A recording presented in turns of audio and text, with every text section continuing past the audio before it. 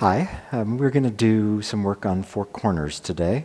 Those of you who've worked with us before know we sometimes like to loop the corners a lot of times, not just doing 4, but doing 16 or 36 or 64. I doubt we'll do 64 today, but we'll do a bunch. So this is a practice along video. So at home, while you're watching this, get yourself set up and do 4 corners along with us. So let's just do it once. We'll take it from single whip and go ahead, sitting back, turning the waist, shifting the weight, letting that open the hook hand, turning your waist in order to step, shift, relax into a ball of air, and step for the first corner. Sit back, turn the waist, shift, letting the hands relax into a ball of air. Second corner. Continue, sitting back, turning the waist to step, shifting. Third corner. Continue, sitting back, turn, shift, hands relax into a ball of air, and the fourth corner.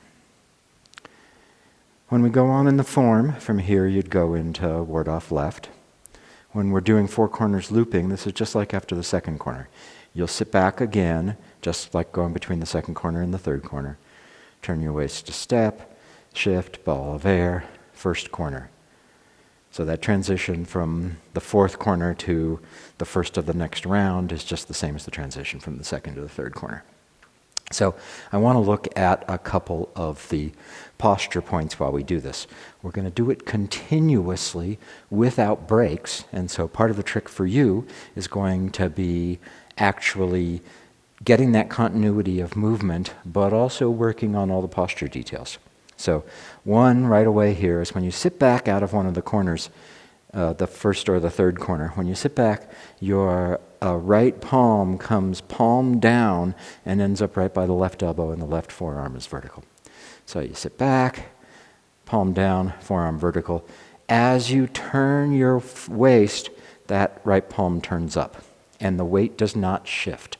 So I sit back, palm down, turn my waist, palm up, 100% still in the right leg. Something that often happens to people is, one, they'll sit back and their hands are just kind of gushy and droopy and nothing's happening, and then suddenly they'll turn them over at the end.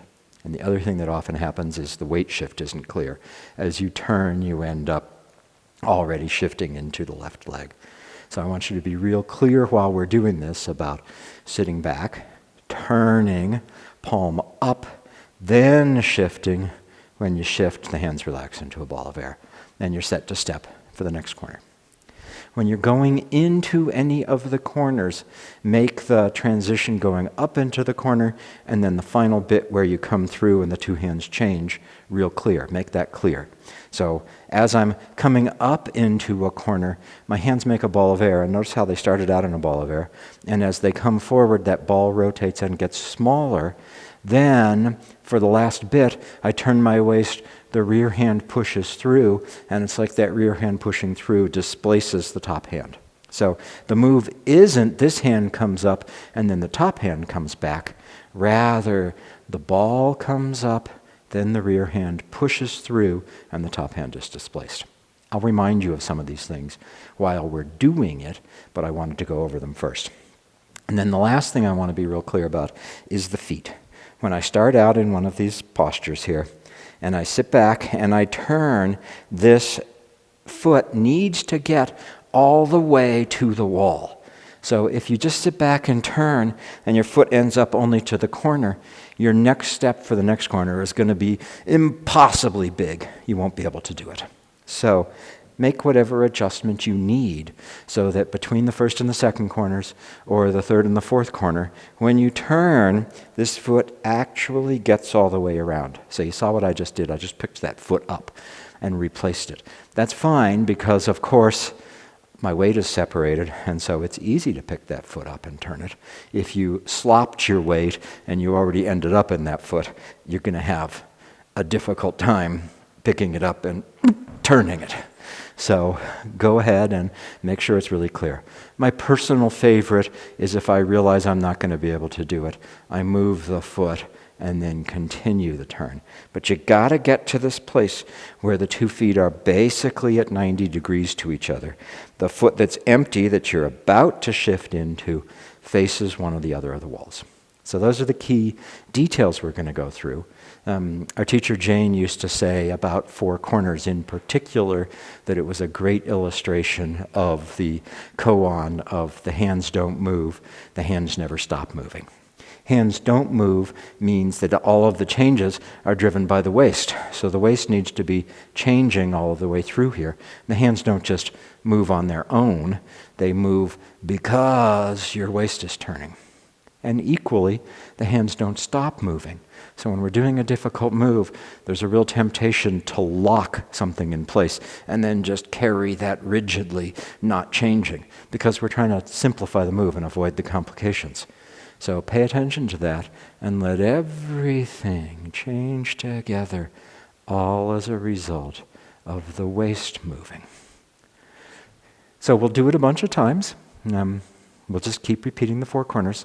I'll give you some things to think about as we're doing this, and we'll see how many we get to. Okay, so from single whip, this first one's special. We'll only do it once. And go ahead. Just flowing through it.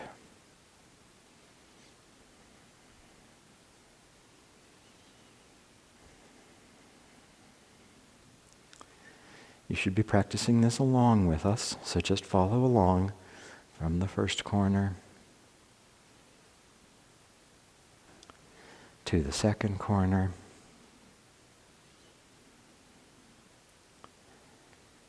and the third corner,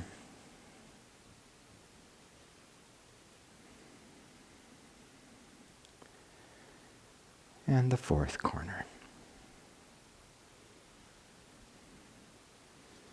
Since we're looping, continue. Sit back, turn the waist to step, shift, ball of air, 5th corner, and continue.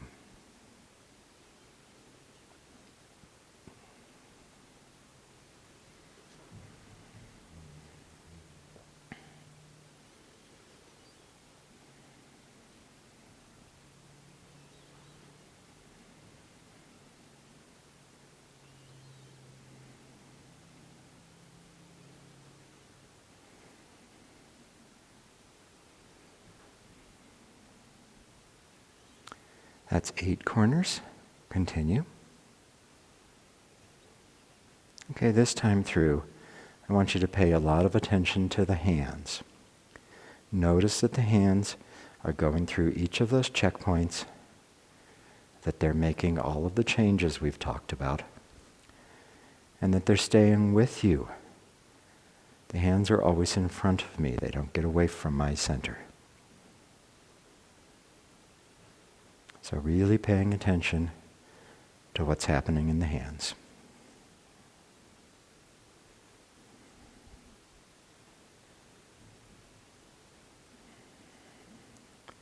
Twelve corners.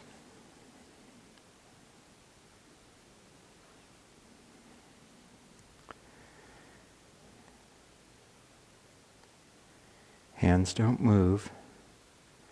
Hands never stop moving.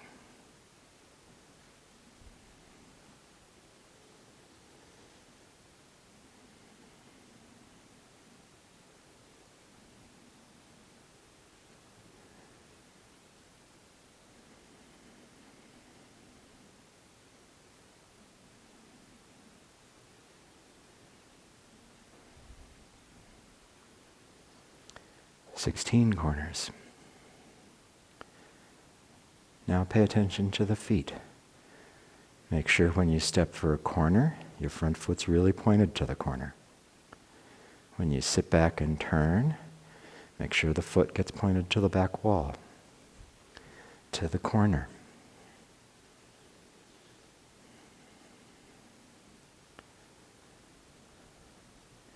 Stepping to the corner.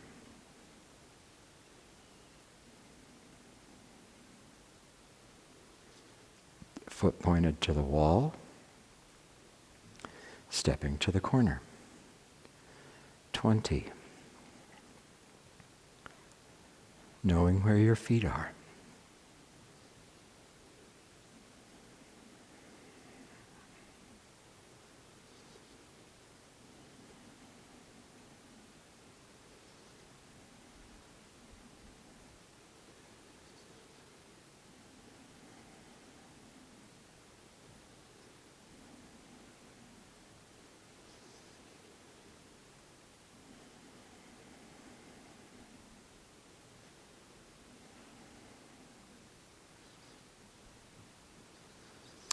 24. Pay attention to the waist. Notice where your belly button is pointed.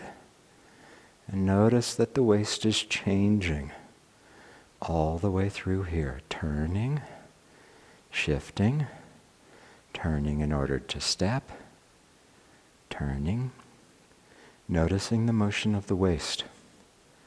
Alive and dynamic.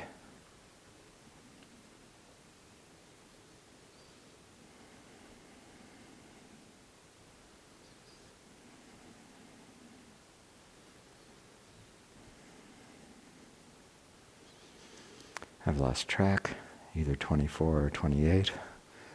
28, Beth says. Great.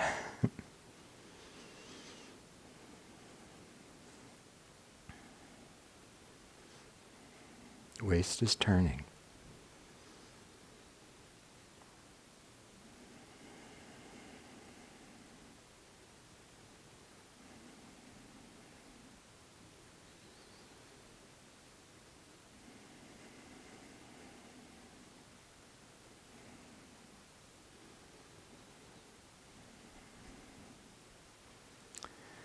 (32). Try to have the motion continuous, changing all the way through it. Watch the corners flowing one into the next. All parts of the body moving.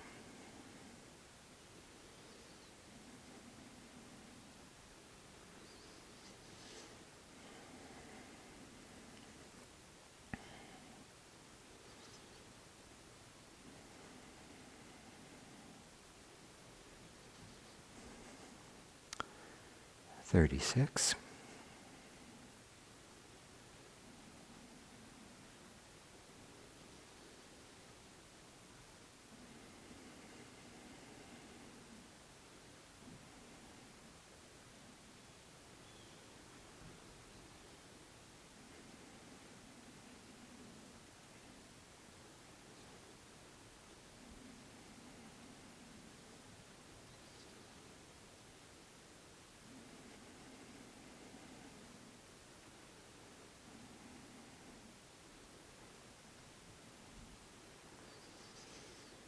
(40).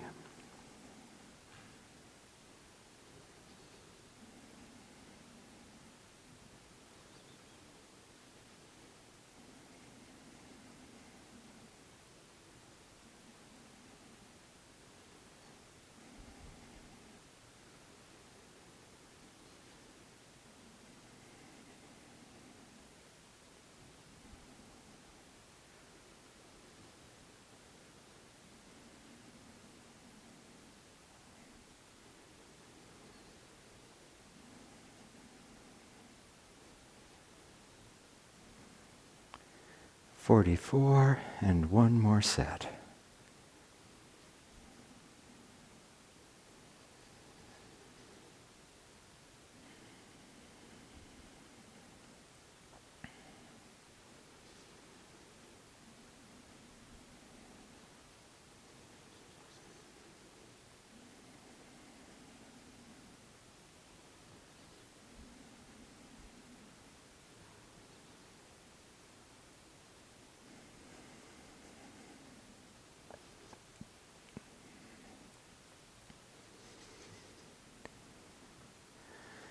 (48), and transition to ward off left.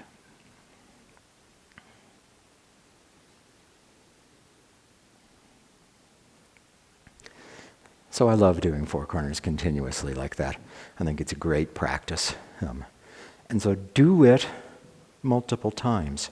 Work through this, and each time you do it, do a mix of paying attention to the form details and then just letting it flow continuously.